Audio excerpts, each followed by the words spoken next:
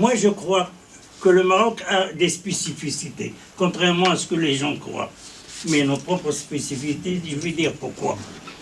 Ce qui s'est passé au Maroc, pourquoi le couvercle n'a pas sauté au Maroc, comme il a sauté en Tunisie et comme il a sauté en Égypte ou là en Libye. Pourquoi?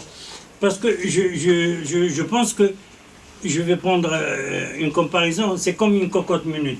Le Maghreb, la cocotte minute diana, quand tu fais Sfara, il y avait de temps en temps, on pouvait permettre que ça dégage la vapeur, les quintes de trop. Donc il ne pouvait pas y avoir un décollage, une explosion.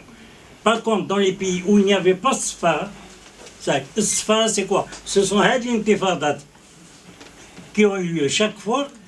Ça permet, et le régime lui-même avait compris avec Hassan II que de temps en temps il fallait laisser échapper le surplus pour qu'il n'y ait pas une explosion.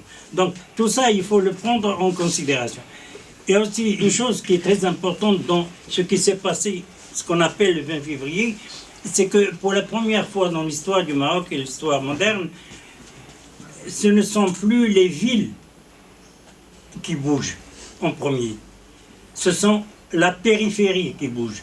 Ce n'est pas le centre. Et ça, c'est un changement radical. Hein? C'est Ifni, c'est Sfro, c'est Bouayache. Ce sont la périphérie qui a bougé. On n'a pas vu de mouvement de masse comme en 65 ou Rabat ou la Casablanca, etc. Ça aussi, c'est un changement radical.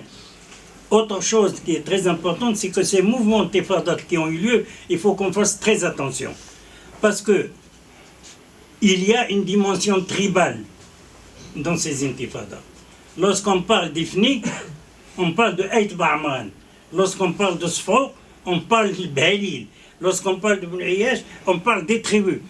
Ça aussi, il faut l'intégrer dans nos analyses. Il ne faut pas qu'on se dise... Et tout ça, ce sont des intifadas contre des situations économiques et sociales qui sont devenues intenables.